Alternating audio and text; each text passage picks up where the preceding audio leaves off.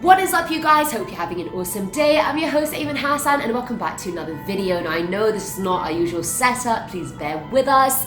Now, I love movies, you guys. I feel like as an actor, that's pretty much a given. I know of like 50 occasions where The Simpsons have predicted the future, and you'd be surprised at how many movies have done something similar. Now, I love movie videos. You guys already know. It gives me so many new ones to watch, and hopefully it does for you guys as well. Anyway, let's just jump into it. I hope you are staying safe. These are the top 10 scary movies that predicted the future. Starting us off with number 10 are The Towers. Now, the 1993 release of Super Mario Bros. Was a major commercial flop despite being so highly anticipated. Obviously, based on the video game of the same name that we've all played and loved, the plot follows Italian plumbers Mario and Luigi, King Copper, NYU student Daisy, a long-lost princess from another dimension, and so on. Basically, all our favorites make a cameo, don't you worry. But either way, the one thing viewers couldn't forget was the end, when New York City collides with the world the coppers call home, and you can see the Twin Towers being destroyed and phasing out of existence completely. And that was 8 years before the events of 9/11 took place, which is just very eerie.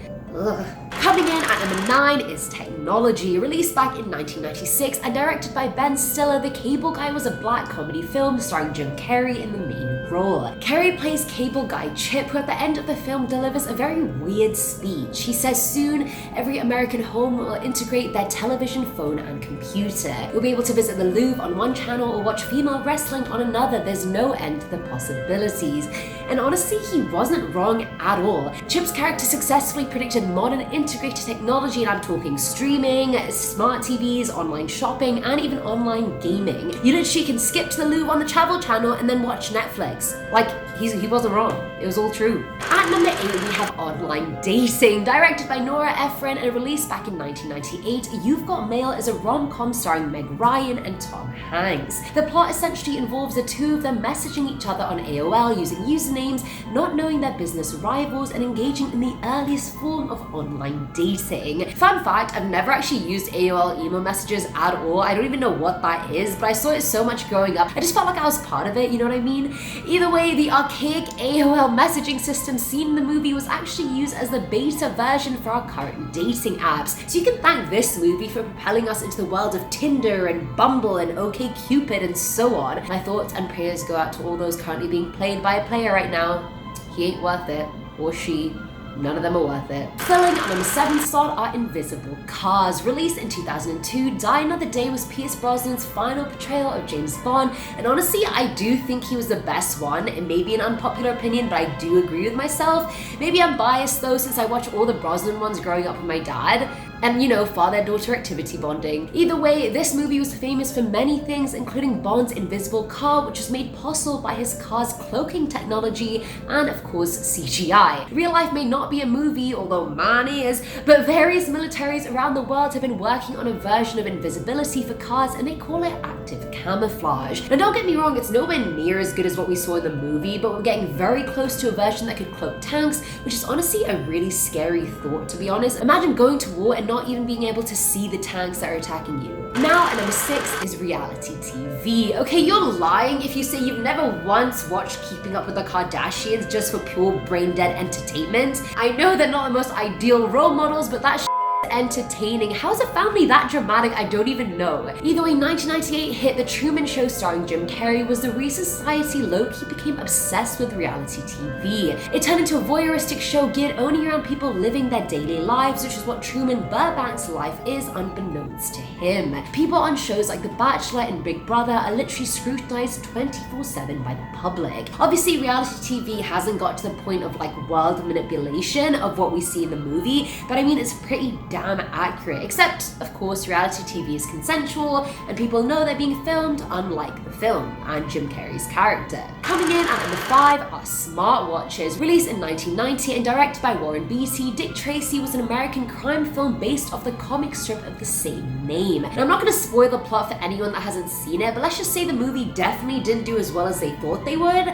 flop alert. Now either way, in the movie, the yellow overcoat wearing protagonist Dick Tracy can be seen talking to his wrist phone watch quite a bit. And this was 1990, so this is way before the first ever iPhone or Samsung was even released. It seemed like a dream watching it in the movie, and it took us more than 20 years to manufacture our version of the wrist phone watch. But I mean, here we are with the Apple Watch, the Galaxy Watch, and more. And companies even trying to make a smartwatch in the exact same style as Tracy's in the movie. So I mean, you could definitely say they did predict smartwatches. I'm never gonna get one, I'm sorry, I just think it's such a waste of money. However, if you do use one, I stan you. Do you? At number 4 are autonomous cars. Directed by Paul Verhoeven, the 1990 hit Total Recall tells the story of Douglas Quaid, a construction worker played by Arnold Schwarzenegger, who suddenly finds himself caught in the middle of an espionage mission on Mars. That escalated. Now, despite being a great movie, and yes, I actually have seen it, this movie predicts two things: next generation security scanners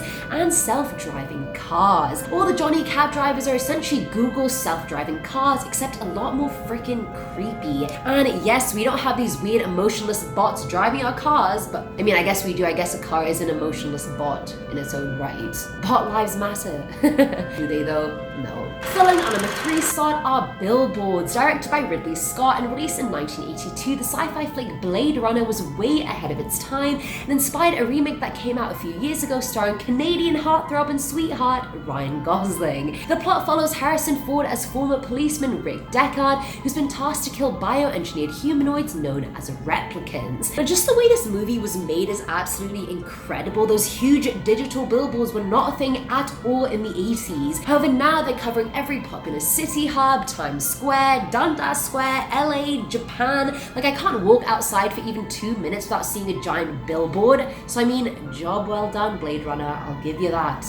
Blade Runner 1, Humanity 0. Now at number 2 is Terraforming. Directed by Nicholas Meyer and released in 1982, the absolute hit, which was Star Trek II, The Wraith of Khan, was again way ahead of its time, but I feel like most sci-fi movies kind of have to be. I mean, it's sci-fi. It literally comes with the territory. But the movie predicted many things we have now, like Bluetooth earpieces, phones, medical hyposyringes, and so on. However, that is not what we're discussing today. We're talking about the movie introducing the idea of terraforming to the public. Now, terraforming essentially means trying to change the temperature, atmosphere, ecology, etc. of a planet or moon to make it like Earth and therefore habitable. No, we haven't achieved it yet, but people like Elon Musk are working harder than the devil, more than ever, to try and make it a reality so we can colonize Mars in the future, because humans are literally leeches. Let's just hope it goes better than the Genesis device in the film, because that was not okay.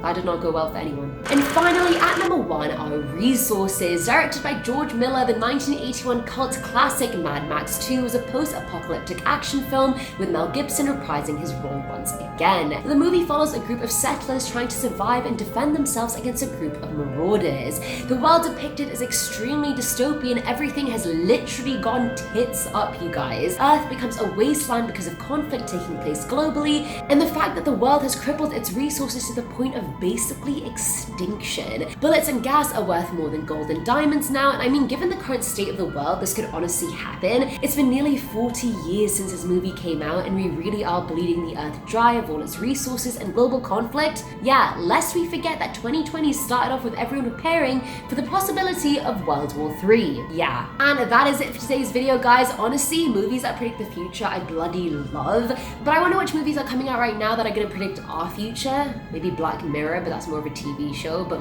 very scarily accurate. Anyway, let me know what you guys thought in the comments below of our new setup as well. As always, I'm your host, Eamon Hassan, and I'll catch you in the next one. Bye!